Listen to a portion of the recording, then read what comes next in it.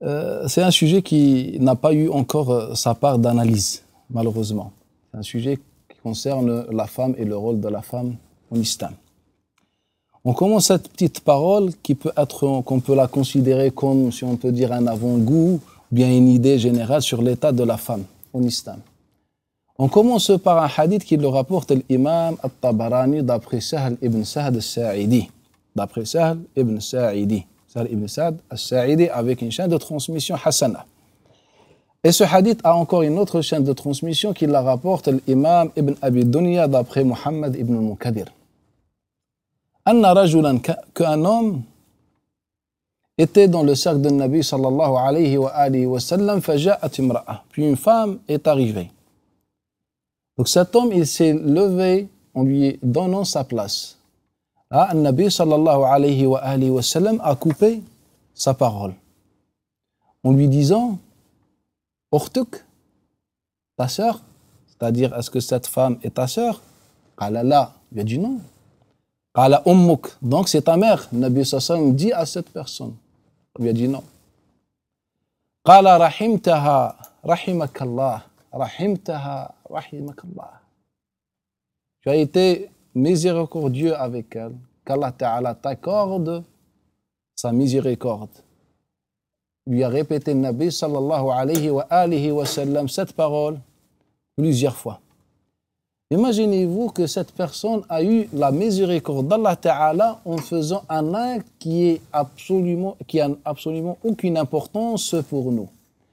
Se lever pour une femme, laisser sa place pour une femme. En vérité, c'est un acte qui est très important pour le Nabi sallallahu alayhi wa sallam, même si pour nous, il n'est pas important et pour certains, il est interdit ou détestable.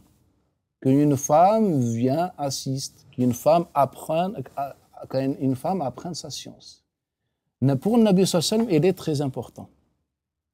Cela veut dire que le Nabi sallallahu alayhi wa sallam donnait une grande importance à la partage de science avec la femme. Et que les compagnons radiallahu anhum ont compris ce message et que cela est une responsabilité. Que la femme avait sa propre part. Et que la femme était présente dans la vie scientifique avec un Nabi sallallahu alayhi wa sallam. Une femme qui sort comme toutes les autres femmes de chez elle pour assister avec An-Nabi sallallahu alayhi wa sallam. N'était pas un discours de l'Jumu'ah, ni un discours de l'Eid, ni etc. C'était juste tout simplement un enseignement public de Nabi sallallahu alayhi wa sallam. Et cela, on l'a remarqué souvent dans Nabi sallallahu alayhi wa sallam, que la femme était très présente. Comme le hadith qui le rapporte Malik, d'après Muhammad ibn Abi Bakr, d'après son père, d'après Abi Nadr, que Nabi sallallahu alayhi wa sallam nous dit dans le sens que celui qui perd 3 de ses enfants, il se rend pour lui une protection dans l'enfer. Faqamat imra'a. Une femme s'est levée en lui disant Ya Rasulallah, et celui qui perd que 2 de ses enfants. Qala aw ithnan. Donc le Nabi sallallahu alayhi wa sallam affirme pour les 2 comme pour les 3. Mais une femme qui était avec le Nabi sallallahu alayhi wa sallam, qu'on l'a vue, elle s'est levée en disant Ya Rasulallah wa ithnan. Était présente. Cet homme lui cède sa place. Cette fois-ci, une femme qui se lève en disant Ya Rasulallah. Ce n'était pas un discours de l'Jumu'ah ou un discours de l'Eid ou autre. La femme était présente. Les hadiths sont notoires dans ce contexte. On n'a qu'à ouvrir les livres de Sunnah pour trouver le nombre important de ces hadiths qui parlent de la présence des femmes partout. Je ne pense pas qu'un musulman peut dire autrement que ce que je viens de dire sur cette présence et l'importance accordée à la présence de la femme dans la vie scientifique. Pour quelle raison le Nabi sallallahu alayhi wa sallam nous informe que cette personne a eu la miséricorde d'Allah Ta'ala en faisant un acte qui en lui-même n'a aucune importance. Le Nabi sallallahu alayhi wa sallam a été envoyé pour faire des femmes des vraies femmes et des hommes des vrais hommes. C'est ça le message de Nabi sallallahu alayhi wa sallam. Le prophète veut que la femme soit une femme forte, comme il le voulait par les hommes. Regardez à Aïcha radiallahu anha. C'est un hadith qui se trouve dans Muslim, rapporté par Masruq et Urwa d'après Aïcha. Lorsque Aïcha apprend que Abu Huraira radiallahu anhu rapporte d'après le Nabi sallallahu alayhi wa sallam que 3 choses coupent la prière. La femme, le chien et l'âne. Al-mar'a, al-kalb wal-himar. Ce hadith n'a pas été appliqué par les savants de la Ummah. Pour quelle raison? Car Aïcha l'a réfuté. A réfuté le fait qu'on attribue au prophète sallallahu alayhi wa sallam ce genre de paroles. Car lorsqu'on dit un hadith rapporté, ça ne veut pas dire que c'est le hadith de Nabi sallallahu alayhi wa sallam. Ça veut dire qu'il est attribué au prophète sallallahu alayhi wa sallam. Muslim rapporte d'après Masrouq et Urwa que lorsque Aïcha a appris ce que Abu Huraira attribue au prophète sallallahu alayhi wa sallam, elle s'est énervée en lui disant « Vous nous avez rendus comme les ânes et les chiens. » Mais Aïcha et les sœurs de Aïcha, les filles de Adam, étaient autrefois des femmes soumises, des femmes dépendantes. On leur dictait ce qu'elles devaient faire. Mais lorsque le Nabi sallallahu alayhi wa sallam est venu, il nous a dit non. La femme dit non à une personnalité.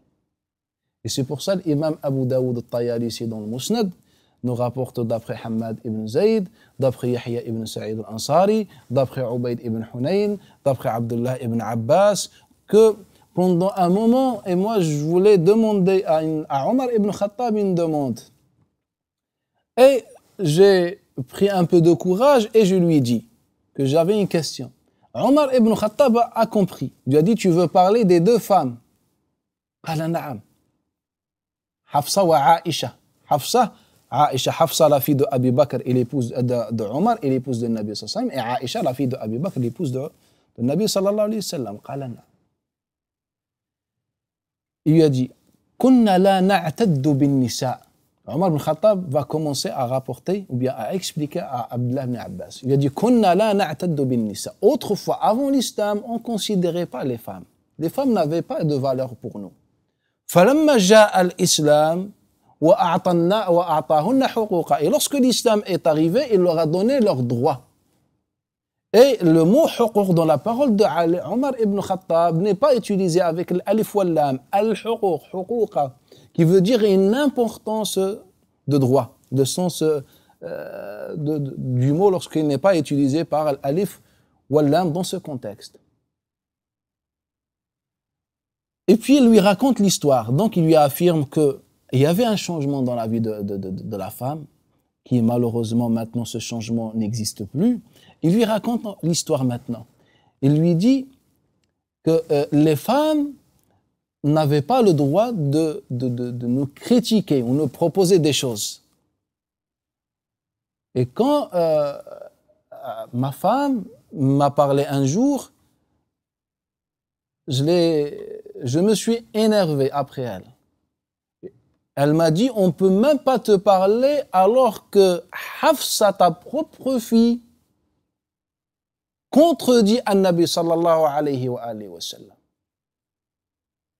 Alors que ta propre fille contredit an-Nabi sallallahu alayhi wa sallam. Elle contredit, elle a quelque chose. Si le Nabi ne dit rien, c'est une sunna de Nabi, taqririya à accepter. C'est ça le message divin. Et c'est ça le message de Nabi sallallahu alayhi wa sallam. On vit une femme forte, une femme qui participe, une femme qui apporte quelque chose. Pas une femme dépendante, une femme qui se trouve dans sa cuisine. Ce n'est pas le message d'Allah Ta'ala. C'est pour ça Aïcha radiallahu anha dit non à Abi Huraira. C'est une erreur. Nabi n'a jamais dit cette parole. On n'est pas des femmes, on n'est pas des chiens ni des ânes. Et Aïcha radiallahu anha a fait objection et opposition à des paroles attribuées au prophète sallallahu alayhi wa sallam environ 58 fois. 58 fois. Cette Aïcha, comme les autres femmes qui, autrefois, on ne les considérait même pas. C'est ça le message d'Allah Ta'ala. Et lorsque le Nabi sallallahu alayhi wa sallam était dans une assise, comme il nous le rapporte l'imam Tabarani et Suyuti, l'attribue à l'imam al-Bayhaqi, que une femme, Asma bint Yazid ibn al-Hakam, arrive pendant que le Nabi sallallahu alayhi wa sallam est avec ses compagnons. فقالت يا رسول الله أنا وافدة النساء إليك يا رسول الله, je suis l'envoyé des femmes à toi. C'est-à-dire, il y avait des femmes. Et ces femmes ont envoyé une femme représentante au prophète sallallahu alayhi wa sallam. Maintenant, on n'a pas des femmes. On n'a pas un groupe de femmes. Maintenant, on a des femmes dans leur foyer. On a des femmes dans leur foyer. Mais dans l'époque de Nabi sallallahu alayhi wa sallam, non. Il y avait des femmes qui envoient Asma bint Yazid ibn al-Hakam. Ya Rasulallah, ana wafidatun nisa'i ilayk. Wallahu arsalaka ila al-rijali wan nisa'. Allah, comme il t'a envoyé aux hommes, il t'a envoyé aux femmes. Qala fa khatabat khutbatan ajiba. Le transmetteur dit, elle a fait un discours étrange, c'est-à-dire très élevé, avec un niveau élevé, étonnant. Falamma intahat, et lorsqu'elle a fini son discours, le Nabi s'est retourné vers ses compagnons en leur disant, avez-vous imaginé une femme qui parle aussi bien? Qala wallah ya Rasulallah ma kunna nara an-nisaa tahtadi lidhalik. Ya Rasulallah, par Allah, on ne pensait jamais que les femmes pouvaient atteindre ce niveau. Naam.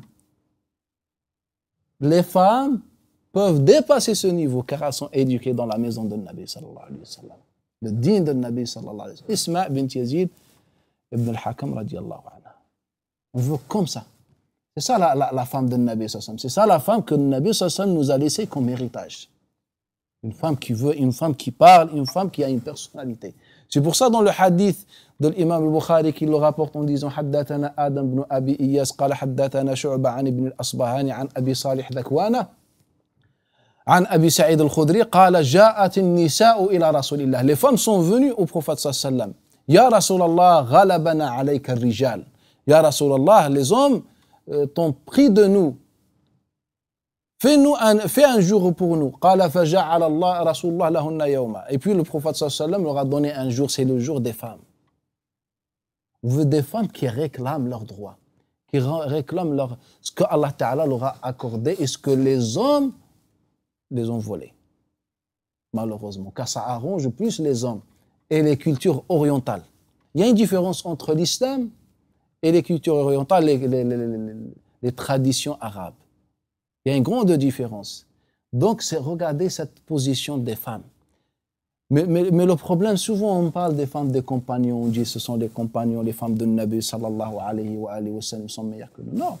Nabi sallallahu alayhi wa sallam nous a laissé un héritage à travers ces femmes. Et cet héritage a été respecté et suivi par les femmes de Salaf as-Salih. Lorsqu'on parle de Zuhri, l'imam Zuhri, une majorité de sa science, il a appris de qui? D'Amra bint Abdurrahman. Lorsqu'on parle de Hisham ibn al-Mundir, son cheikh prince Hisham ibn Urwa, qui rapporte d'après son père, d'après Aïcha, etc. Sa vraiment science, on peut dire toute sa science, l'a eu avec Asma bint al-Mundir, une femme. Il avait pratiquement que Asma bint al-Mundir comme cheikh et son père Urwa ibn Zubayr. Urwa ibn Zubayr, une histoire. Par exemple, si on veut parler vraiment, regardez avec moi Thamil, une certaine Thamil, Al-Qahramana, qui avait étudié avec l'imam At-Tabari, celui qui a les chroniques et tafsir. Et elle a eu la ijaza dans At-Tafsir. A été désigné l'année 306 comme le juge officiel de l'État. Le juge officiel de l'État. Thamil Al-Qahramana, une femme. L'imam Ibn al-Jawzi rapporte par sa chaîne de transmission qui est authentique d'après Abu Muhammad al-Hafid, l'un des grands maîtrisants et savants de l'hadith, قال وكان يحضر مجلسها الفقهاء والقضاة. Ces assises étaient fréquentées par les juges et les juristes. Les assises de Thamil al-Qahramana. وكان ممن يحضر مجلسها الإمام الأشمامي. Parmi ceux qui assistaient dans ces assises, l'imam al-Ashmami. Et c'est l'un des grands fuqaha et les grands juges dans l'époque de Bani al-Abbas, l'année 306. C'est-à-dire dans l'époque de l'imam Abu Ja'far al-Tahawi, dans l'époque de l'imam al-Hakim, etc. Elle est où maintenant Thamil? Ça, c'est un travail qui a été fait par le Nabi sallallahu alayhi wa sallam et par les compagnons.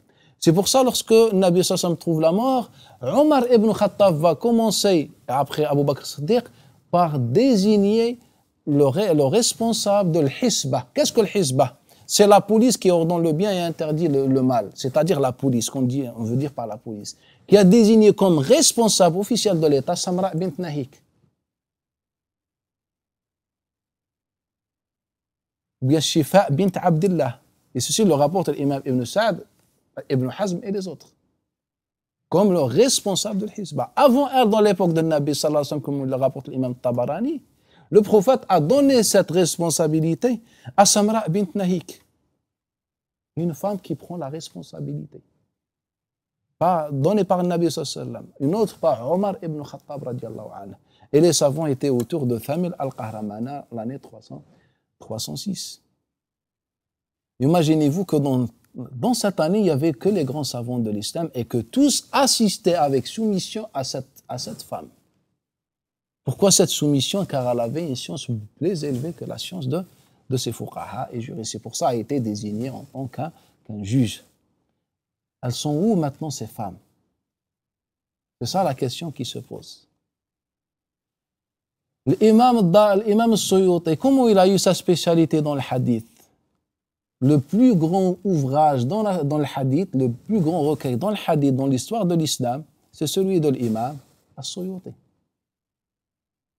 Et il y a le plus grand ouvrage, recueil de hadith chez Al-Shi'a, écrit par Shahid al-Thani, et chez As-Sunnah, celui de l'imam As-Suyuti, Al-Jami' al-Kabir. Le cheikh de l'imam Suyuti. Qui est le cheikh de l'imam Suyuti? C'est Zaynab, al-Hafida Zaynab, une femme. Était la fille de l'Hafid al-Iraqi. Qu'avec elle, il a pris la science de l'hadith, l'imam Suyuti. Hafida Zaynab. Arwa bint Muhammad, la cheikha de Abi Tahir al-Silfi. L'année 480, elle avait un cercle fréquenté par des centaines d'élèves. Arwa bint Muhammad, l'année 480. C'est la cheikha de Abi Tahir al-Silfi. Vient du mot Silfi, pas al-Salafi pour préciser. Silfi qui a la chèvre ou bien les lèvres coupées. Dans son époque, ou bien elle enseignait al-Hadith et que ces cercles de l'Hadith étaient fréquentés par les grands savants de l'islam. Et les savants de l'islam. Elle est où maintenant? Arwa bint Muhammad. Arwa bint Muhammad. Bibi bint Abdullah al-Harawiya était aussi l'un des grands savants de l'Hadith. C'est la cheikha de qui? De Abil Waqt, Abd al-Awwal ibn Isa, l'un des grands transmetteurs de l'authentique de l'Bukhari. L'un des grands transmetteurs de l'authentique de l'Bukhari. Et elle a son recueil, Juz Bibi al-Harawiya, le recueil de Bibi al-Harawi, elle est où Bibi? Et que ce recueil a été rapporté par Hajir, l'une des grands savants de l'Hadith. Elle est morte, si je ne me trompe pas, l'année 874. Elle est où maintenant? Ces savantes. La version la plus authentique de l'Bukhari, ce livre de l'Bukhari, qui est considéré comme l'un des livres les plus authentiques en islam. Quelle est la version la plus exacte et propre de ce livre?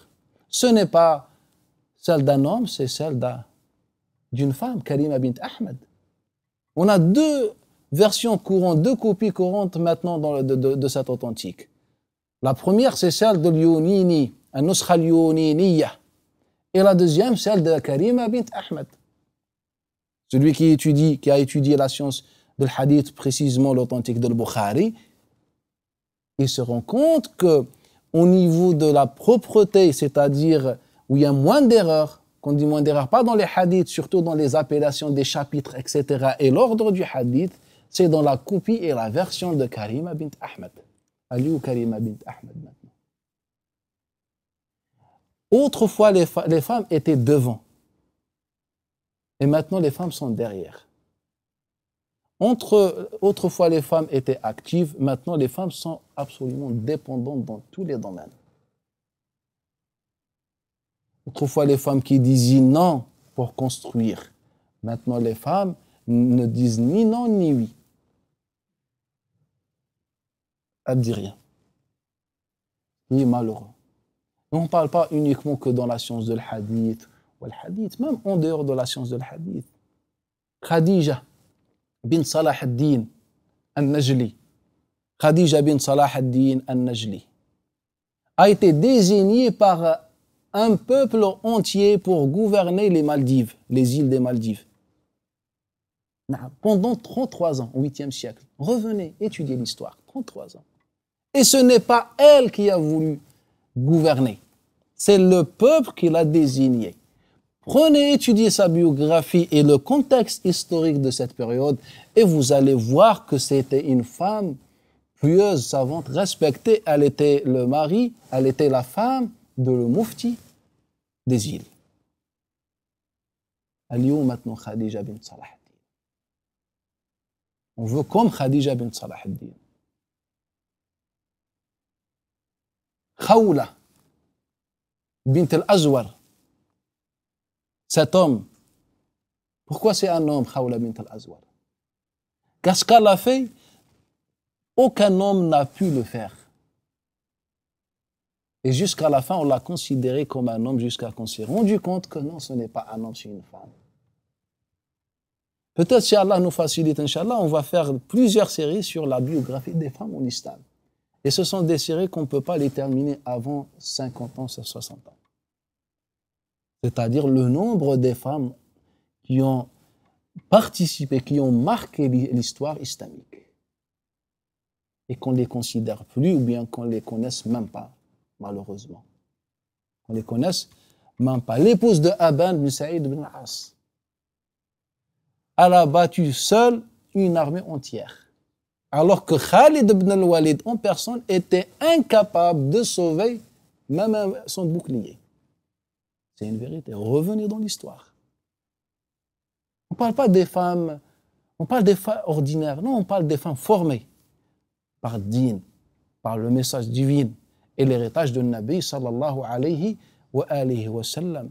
Les exemples sont notoires. On parle de Sitt al-Malik qui a gouverné al-Yémen au 8e siècle. On parle de Shajarat ad-Durr aussi qui avait une part de gouvernance en islam.